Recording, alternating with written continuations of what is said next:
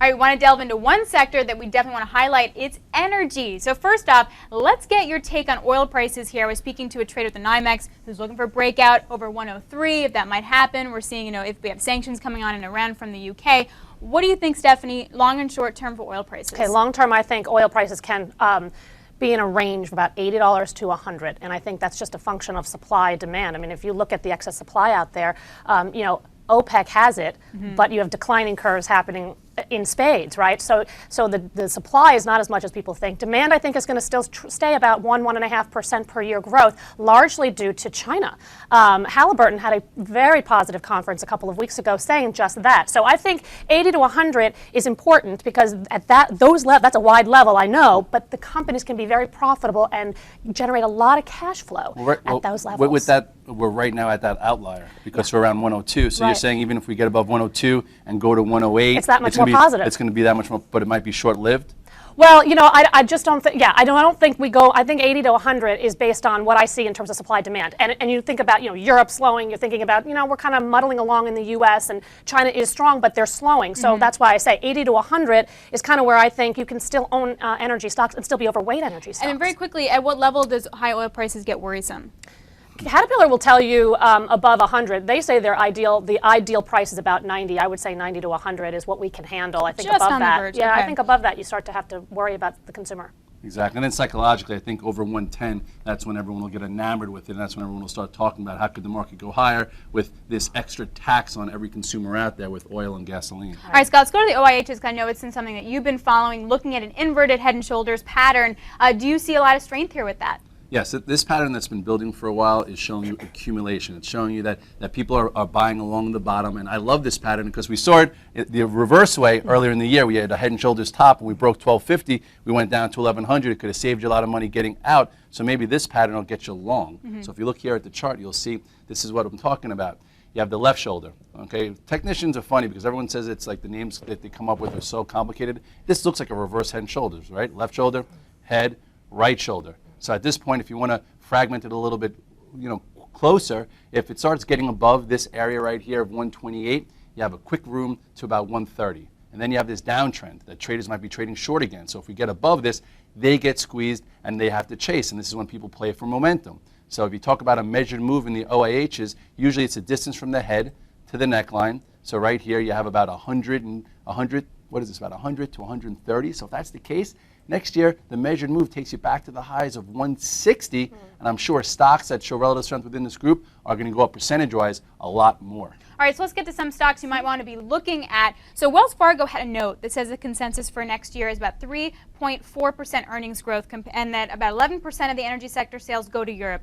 I wouldn't say that they were bearish or anything on the energy sector, but it was kind of a bummer, considering how high oil prices are. So based on those kind of estimates, Stephanie, what's your favorite energy stock? And do you even agree with those estimates? Okay, I don't agree with those estimates. I actually think, though, that what's more important, again, is cash flow. Because that's what really drives the investment into this business, right? And if you listen to what some of the companies have said, again, at conferences, they will say you need oil above 80 to have those projects continue.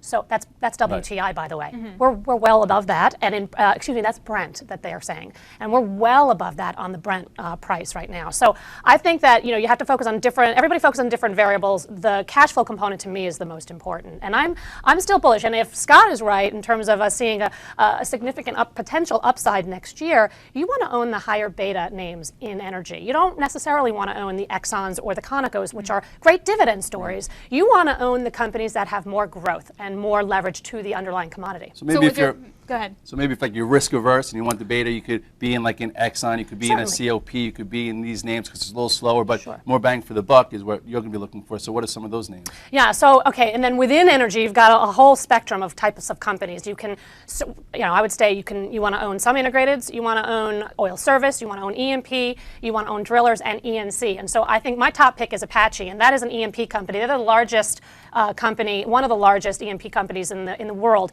And why I like them so much is they spent $10 billion on acquisitions last year that we're now going to start seeing synergies from this year and next year. Scott, chart, what do you think? Here we go. That stock, we've been watching it here and there for good trades, so that sounds good to me fundamentally. It might give me more conviction to hold. So if you look here, here's a chart. Okay, you had a big move off that October low. It went all the way back to the old resistance coming in around last summer, and now it's holding higher. You actually have a little bit of a flag pattern here. So for traders, I think if AP, if the pattern starts going above 100, people are going to trade it from the short-term level. Then you have this 105 resistance, but once it starts to clear it, I think the first real stop, maybe in January, February, you have about 111, which is the moving average. And then if the group catches fire and stays, there's no reason why this thing can't get back to 125. So this is entry. If you're in it tier 1 now, above 100 for a tier 2, then see how it handles this moving average, and then it could go higher. So Stephanie, I know another stock that you like is Enscope. We've talked about that a lot on the street in our videos. Tell us about that one.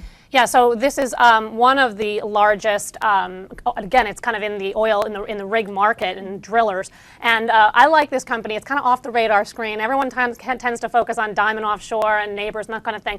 This company has the second youngest rig fleet. And why that's important is because their products and their fleets make their customers more efficient. They have high technology on these fleets that actually really help drive growth for their customers. And I think that the Pride acquisition that they've made last year will be very synergistic. Again, it's something internal that's happening at the company, so they'll kind of have a double whammy in terms of on the positives. They'll benefit from higher oil prices, but then also from the synergies from these acquisitions.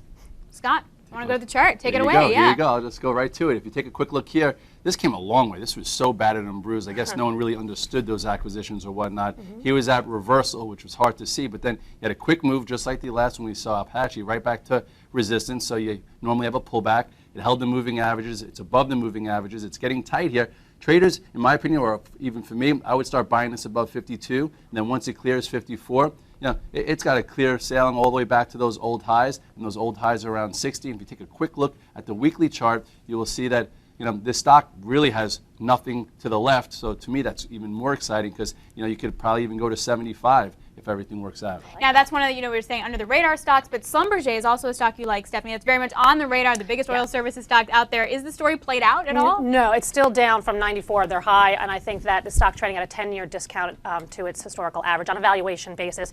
This company, I like deep water. Ensco also is deep water. Deep water markets are tightening. We're hearing better contract prices and longer contract times. So the contracts are now lengthening, which is a very big deal. We haven't seen that in several years. So these guys have the broadest product set. They've got the best management team, great technology, excellent customers, and I think again the valuation still makes sense here. Scott, do you agree? Do you think it's a good trade setup here? Well, it's good to hear the story behind the stock because I talk about Schlumberger also, and I just call it SLB. So it makes sense now when you look at it. So if you look at the chart here, you'll see that this too has somewhat of an inverted head and shoulders. Here's the left shoulder, here's the head, here's the right shoulder. Wow. It's already trying to break above the resistance where you saw the other two stocks weren't even trying yet. So this is showing relative strength. I think the first stop here could be the moving average around 80, but there's no reason why this can't make it back to highs also to 95 and then some if the market stays intact for next year, which it looks like it will. Two stocks. Let's see if we can do it in 2 minutes. All right, let's go to Hess, talking about integrateds you wanted to own. Stephanie, why did you pick Hess over, say, the Exxon and Chevron? That's sort of a little safer. But again, because it has more beta to it, it's the highest correlated to the underlying oil price. If you think oil prices are going to go high or even stay high, this company's going to print money. Scott, what do you think? Okay, let's take a look at the chart. As a chart, would you be looking at Hess first or an Exxon? Because we talk about Exxon more. Because sometimes it's easier with patterns, and patterns make movement easier for traders. So if you look here at Hess, you'll see two different patterns here.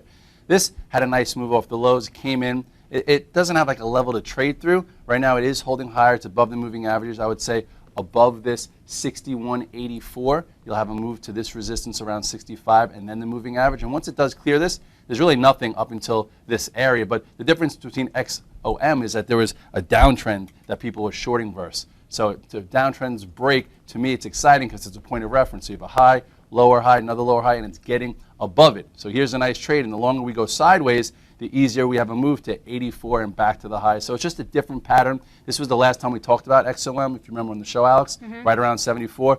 Quick move to the downtrend, retested that area, and now it's trying to puncture through. So as long as it holds higher here, I think the path of least resistance to the upside, and I'm sure something with a higher beta like Hess will follow suit and maybe even start leading versus lagging. Yeah, I think a lot of people have been hiding also, by the way, in the dividend stocks like an Exxon, like a Chevron, like a Conoco. So it makes me a little nervous, though, because it seems to be a crowded trade, to me. It's good, so off the beaten path.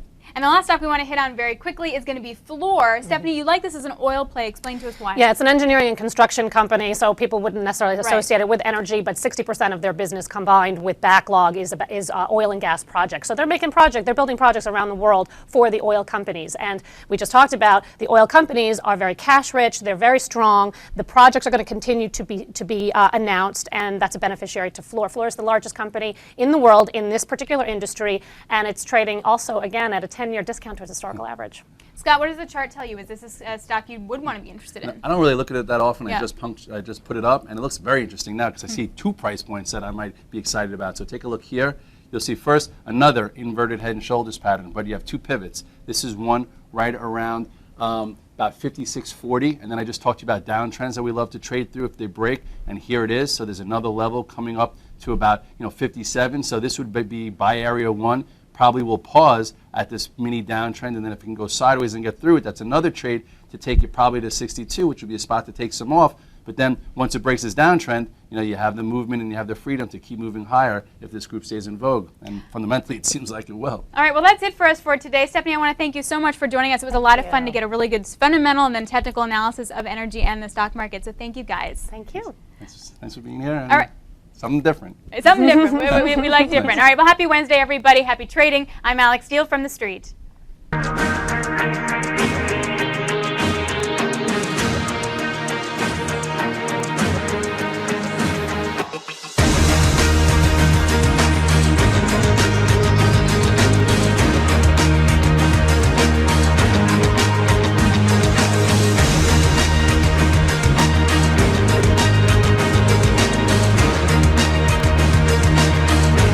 I'm Sean Hendelman, CEO of T3Live, where we train, coach, and mentor traders in order to help you put your money to work with confidence. The T3Live approach is a blueprint for you to recognize, adapt, and ultimately take advantage of different market conditions. To begin your training with T3Live, we would like to offer you the opportunity to enroll in our free 30-day online home study course. Fill in your name and email address, and I'll see you on the other side.